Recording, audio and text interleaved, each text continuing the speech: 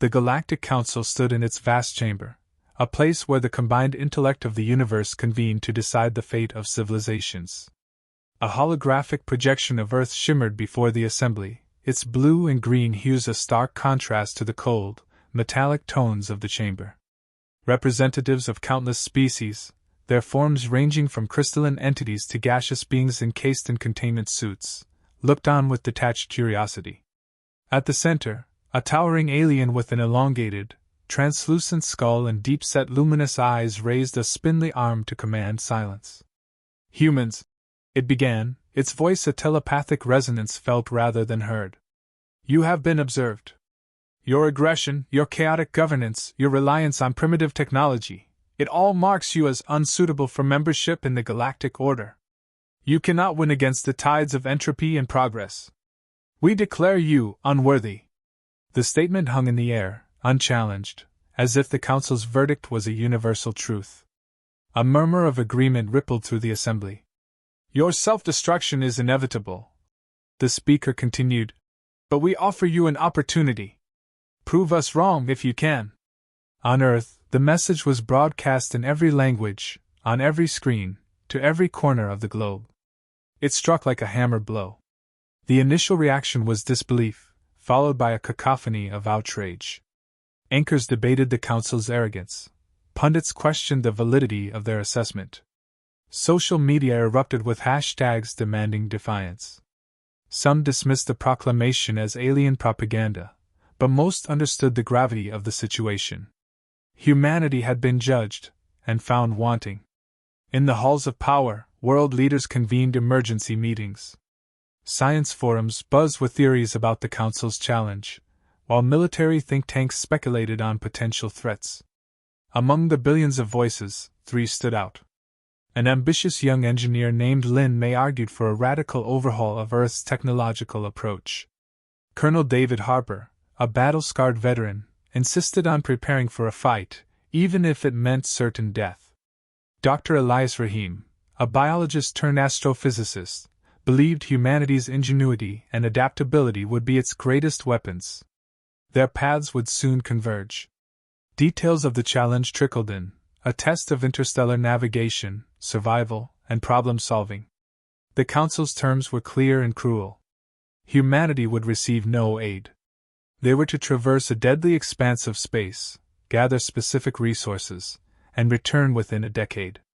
Failure, whether through missed deadlines or annihilation, would confirm the Council's judgment. The terms were bleak. Earth's current technology was barely capable of reaching neighboring planets, let alone venturing into the galactic void. Experts calculated the odds and found them laughable. Cynics predicted that humanity would implode under the weight of its own infighting before the challenge even began. Yet, something unexpected began to take shape. People who had once been divided by borders and ideologies now found themselves united by a common enemy. Fundraisers, volunteer programs, and grassroots initiatives emerged overnight. Governments redirected budgets to space exploration. Rival corporations formed unlikely alliances. The defiance of a species accustomed to overcoming impossible odds flared brighter than ever. The Council's proclamation, meant to crush humanity, had ignited a fire. In the aftermath of the Galactic Council's ultimatum, an unprecedented wave of unity swept across Earth. Leaders from every nation, some long embroiled in bitter rivalries, gathered in a historic summit. Political differences were set aside in favor of survival. Resources were pooled, and for the first time, humanity acted as a single, coordinated species. The challenge was not just to survive but to defy an interstellar decree. The call to action resonated with the very core of human identity, the drive to overcome, to innovate, to prove the doubters wrong. Grassroots movements emerged as the backbone of this global effort. Neighborhoods turned into hubs of ingenuity, as citizens volunteered ideas, offered labor, and built prototypes of untested technologies.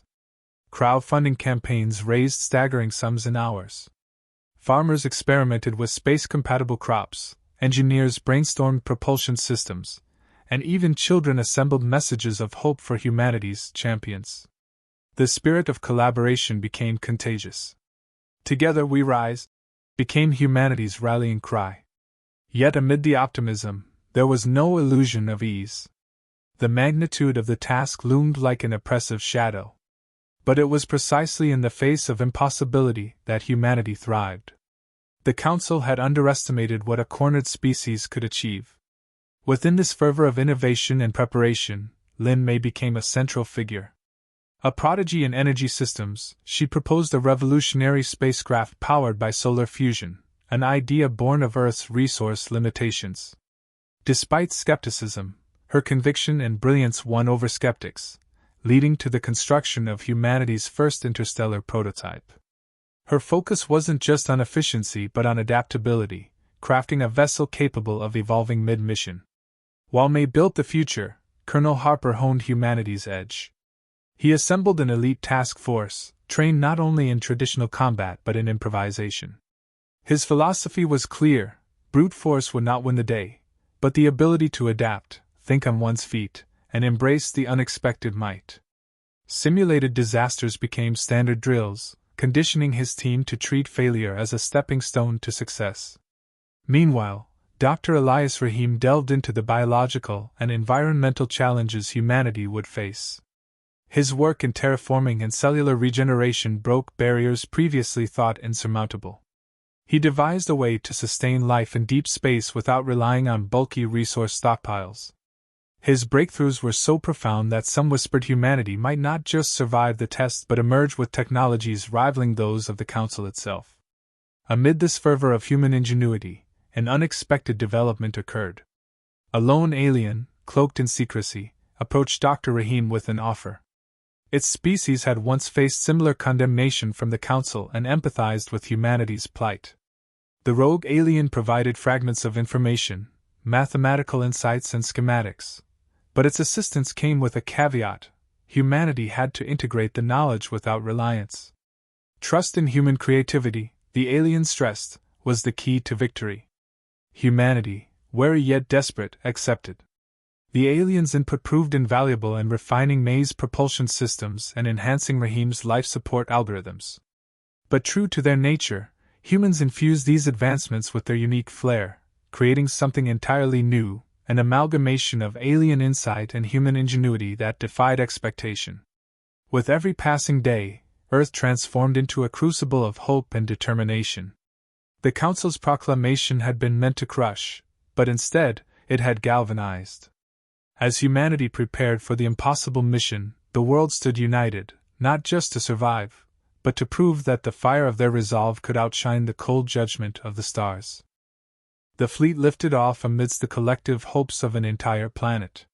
Humanity's ships, constructed through tireless effort and boundless ingenuity, stood as a testament to what Earth could achieve under pressure. Each vessel was an engineering marvel, a blend of Lin May's advanced propulsion systems and Dr. Rahim's life support breakthroughs, laced with hints of alien-inspired enhancements. The sleek designs hummed with energy as they pierced through the atmosphere, leaving behind a world united in silent prayer. The journey into uncharted space was as daunting as it was surreal. Every second tested the resolve of the crew. Communications from Earth dwindled to nothingness as the fleet plunged deeper into the unknown. The stars stretched and twisted through the distortion of their newly developed warp systems, and the vast emptiness of the cosmos pressed against the fragile shells of their ships. Each moment carried the weight of the Council's words, a reminder of their supposed unworthiness. The first trial came in the form of a collapsing star. The fleet's sensors, still crude by galactic standards, detected the anomaly too late. The star's immense gravitational pull threatened to scatter the ships like dust. Panic voices filled the comm channels as calculations showed no path of escape. Yet, amidst the chaos, humanity's defiant spirit rose. Lin May, coordinating with the crew, devised a plan to use the ship's experimental warp engines in tandem. The fleet executed the maneuver with split-second precision, slingshotting through the gravitational currents. They emerged shaken but intact, their cohesion a testament to human ingenuity. The next threat came from an asteroid field, deceptively still from a distance but hiding deadly velocity. The crew's initial attempts to navigate through failed miserably, resulting in a collision that crippled one of the smaller ships. Colonel Harper, aboard the lead vessel, refused to leave anyone behind. He ordered the repurposing of debris from the damaged ship to shield the remaining fleet. It was an audacious plan, but the task force's training had prepared them for improvisation. Using robotic arms and sheer human determination, they patched together a makeshift barrier and pressed on, leaving no one behind. Their journey wasn't without sabotage. An unknown entity, perhaps an agent of the Council, infiltrated their systems. Engines failed inexplicably, life support systems threatened to collapse, and cryptic messages hinted at their doom. The rogue alien who had aided humanity left them a warning encoded within their earlier schematics. Deciphering it in real time, Dr. Rahim and his team exposed the sabotage, rerouted critical systems, and turned the infiltrators' interference into an advantage by exploiting weaknesses it revealed in their own designs. Despite the relentless challenges, a breakthrough came when the fleet stumbled upon a cosmic phenomenon, a dense nebula rich in exotic particles that could stabilize their energy reserves. It was a discovery no one had anticipated, a bounty hidden in the void. Harvesting the particles was risky, requiring the ships to dive into the nebula, where visibility was near zero and electromagnetic storms threatened their instruments. Yet the crew, driven by desperation and hope, succeeded. The discovery revitalized their mission. With the new resource integrated into their systems, the fleet's capabilities soared beyond their initial projections. What once felt like an impossible burden now seemed attainable. As the ships emerged from the nebula, battered but triumphant, the crews stood at the precipice of hope, ready to face whatever lay ahead. The impossible was no longer a certainty of failure, it was a challenge to be conquered. The final leg of the mission pushed humanity to its absolute limits. The fleet, worn but resilient, approached the target zone, a celestial labyrinth shrouded in volatile energy fields and interstellar debris. This was the Galactic Council's crucible, a region no other species had attempted to traverse without advanced navigational aids. Every ship bristled with modifications born from human adaptability, improvised shielding, particle manipulation systems, and engines enhanced by the nebula's exotic particles. Navigating the labyrinth was an exercise in precision and courage. Lin May's calculations guided them through narrow passageways where even a millimeter of error could spell doom. Dr. Rahim's innovations sustained the crews through grueling hours, while Colonel Harper's leadership kept them focused amidst near disasters. When the fleet finally emerged from the deadly maze, they found themselves at the coordinates specified by the Council. Before them lay the final task, assembling a vast structure using the gathered resources, a feat that required ingenuity, teamwork, and a level of engineering that surpassed anything they had attempted before.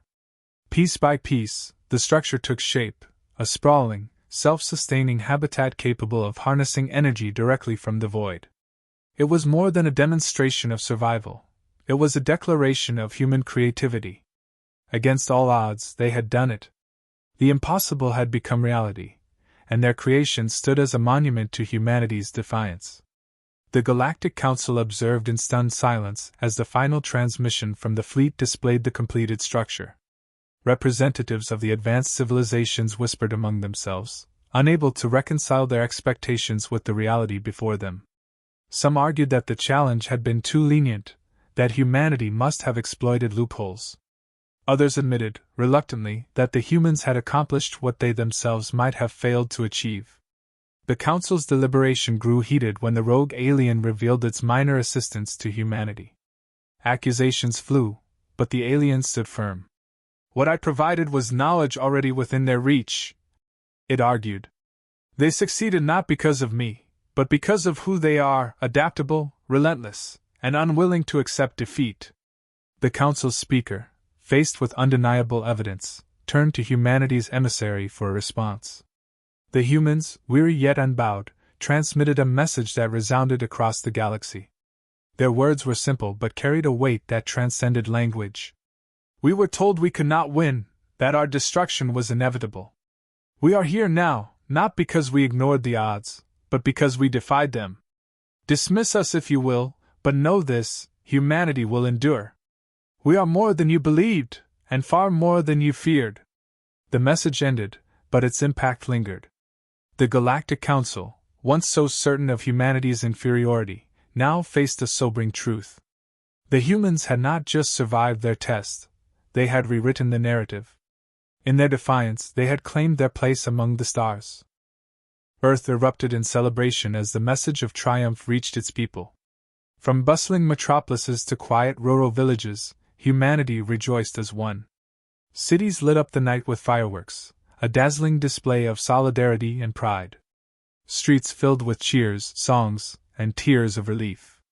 News channels replayed the fleet's final achievement, each broadcast reinforcing the extraordinary feat that defied galactic expectations. Humanity had faced the impossible and emerged victorious, not through sheer strength but through unity, ingenuity, and unyielding determination. Amid the celebrations, there was a quieter, deeper reflection. The world paused to remember the sacrifices made along the way, the lives lost in the mission, the resources diverted from other needs, and the toll on countless individuals who had given everything to make this moment possible. Yet, these sacrifices were not in vain. Humanity had achieved something greater than survival. They had forged an identity as a species that could rise above its flaws and come together against insurmountable odds. Far away, in the Galactic Council chamber, the tone was far more subdued. Humanity's accomplishment had forced the Council to confront their biases. The species they had dismissed as primitive had succeeded where many advanced civilizations might have faltered. Begrudgingly, the Council voted to admit humanity into the galactic community, though the decision was far from unanimous. Some representatives expressed admiration, while others harbored resentment and unease.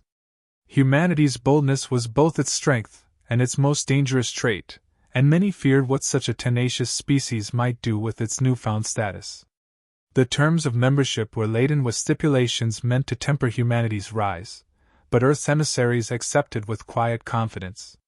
The Council's decision was not a gift, it was a recognition that humanity could no longer be ignored. The rogue alien, observing the proceedings from the shadows, allowed itself a rare moment of satisfaction.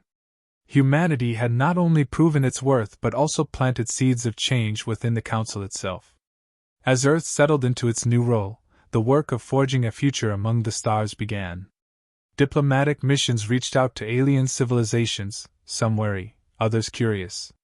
Lin May, Dr. Rahim, and Colonel Harper became symbols of humanity's resilience, their stories inspiring both allies and rivals. New technologies developed during the mission were shared with careful intent, sparking opportunities for collaboration, but also fueling suspicions from those who feared humanity's potential. The galaxy, vast and uncharted, was no longer a distant dream but a tangible reality. Yet with this new era came questions: how would humanity navigate its relationships with species far older and more powerful? Would their defiance foster alliances or provoke conflict? For now, Earth stood proud, its people united in the knowledge that they had defied the odds and carved a place for themselves among the stars. Whatever challenges lay ahead, they would face them as they always had, together, with an unshakable resolve. The story of humanity was just beginning, and its next chapter promised to be even more extraordinary.